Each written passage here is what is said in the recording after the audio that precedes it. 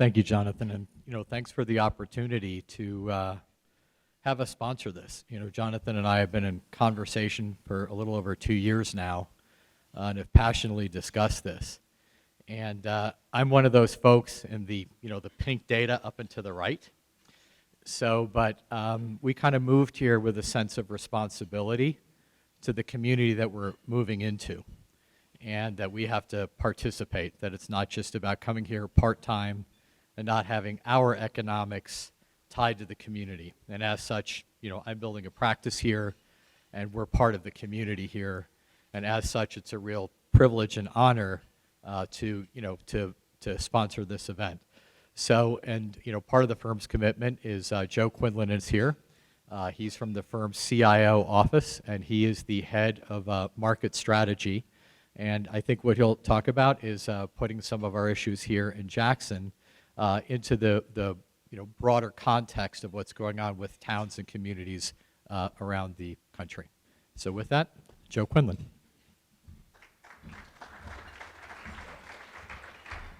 Thank you, Phil. Can you hear me in the back? Okay, all right. It is a pleasure. It's beautiful in New York City right now this time of year, but it's spectacular out here. So have to go back shortly. But nevertheless, when Jonathan and Phil brought this subject matter up to me, I thought, this is a very interesting assignment because I'm usually coming out speaking to people about the Fed, interest rates, inflation, all that boring stuff, relatively speaking. And I really got into this assignment related to Jackson Hole.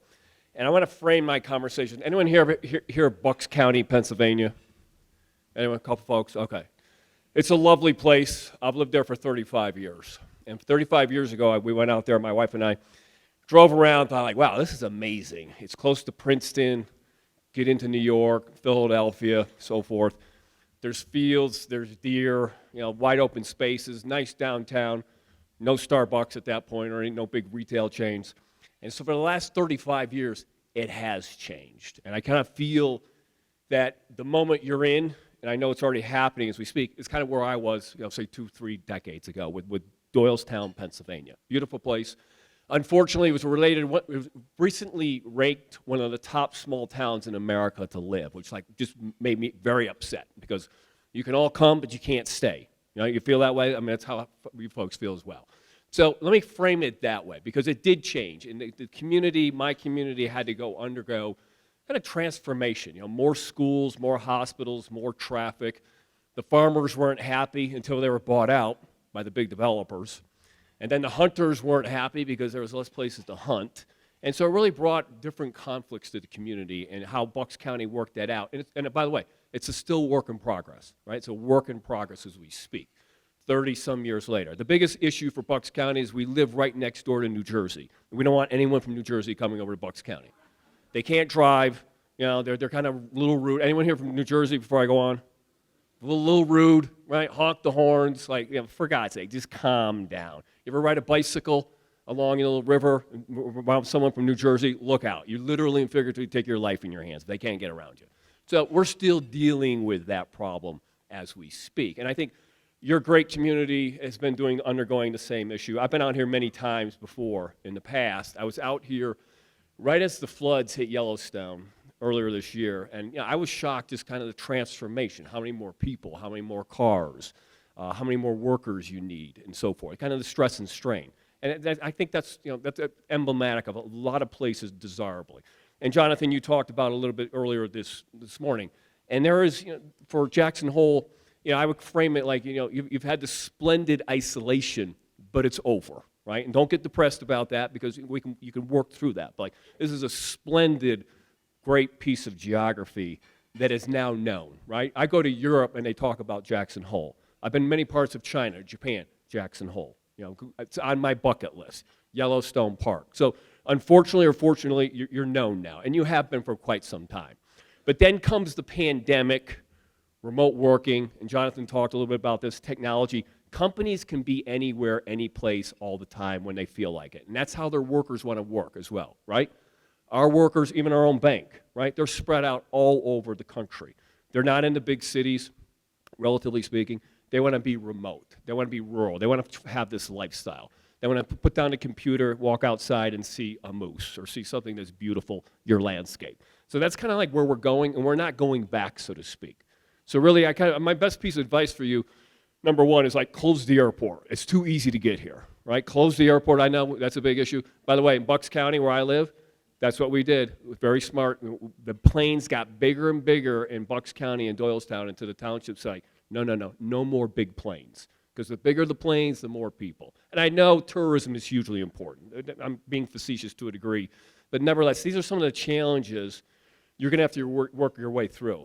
And kind of globally speaking, climate change, it's remarkable talking to our clients in New York, San Francisco, sovereign wealth funds in Europe, Middle East. Climate change is becoming a driver for migration. Climate change is becoming a driver for migration. And when it's hot, dusty, floods, right? You see the hurricanes. Where are you going to go? Jackson Hole, right? Where you're going to go inland. You're going to go rural. You want to go someplace nice. So keep that in mind. There's more migrant workers out there, I say migrant people in general, related to climate change. It isn't going to change. And I thought of that thinking Jackson Hole and looking at the destruction of Florida, for instance, right? What does that tell us about how we're going to live, how we got to build communities, and where are they going to migrate next? So you're going to be a magnet for the world's people to come, not only for your standard of living, but where they're coming from. Another issue, I love the comment like, let's reinvent the cities. Totally agree. I live outside of Philadelphia, right? Philly's a very dangerous place, right? Anyone here from Philly before I keep going? Eagles fan? No, thank God. Okay. No, but you could see Philadelphia, the gun violence. People are coming up to my town, my neighborhood, and they're fleeing the cities. I don't think that's going to change, right? I really think the cities have some significant issues to deal with that's going to put a premium on someplace like Jackson Hole. That's not going to change anytime soon. Law and order issues as well. New York City. I'll be honest with you. We're trying to get our workers back to the office in Midtown. A lot of them are saying, like, I'm not coming. I'm not coming, not because I don't want to come to the office. I'm afraid to. I'm afraid to get on the subway. So when you can, like, broadly speaking, just here in the U.S., in and around the polarization of politics, law and order, the cities in many cases being a mess, yes, you are part of the solution. You're kind of part of like, wow, let's go to Wyoming. A lot of people in the United States couldn't find Wyoming on a map, but unfortunately more and more are, and they're going to keep coming. So what do? That's kind of the key question. Jonathan laid it out there for me, and I've listened to a lot. It's fascinating. This is like being inside a little town hall this morning, so it's very interesting to hear. And you touched on many of the issues that you need to talk about, whether it's water, whether it's stress on the environment, transportation. I mean, I would love, your downtown is so beautiful, it shouldn't have cars there. There shouldn't be any cars in your downtown. It's too beautiful. Have them go around. I don't know, put them underground, do something. But that's so quaint and so beautiful, because when I was out here in the summer, I told you earlier this year, the car traffic alone just kind of diminishes it. I'm speaking to the choir. So I would be bold, be aggressive, kind of like take out a new playbook and rethink how you're doing things, because you still have time. There's no doubt about it. You still have time. It's very pristine, but the pressure is on, right? Your splendid isolation is over.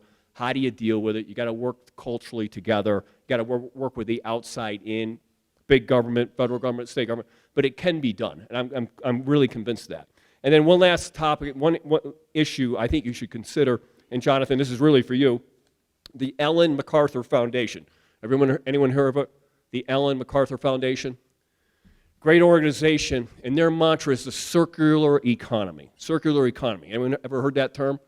Because I think that's part of your solution, right?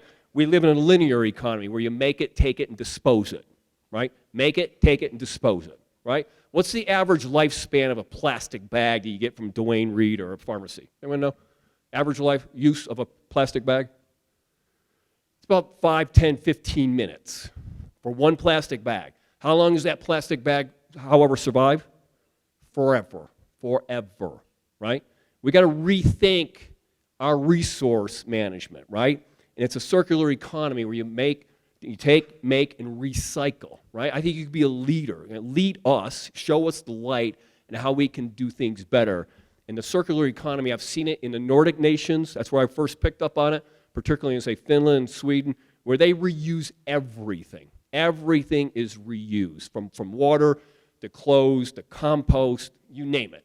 Everything is being reused, and it does alleviate that pressure and strain that you're going to have ultimately anyways with the incoming folks, hopefully not from New Jersey.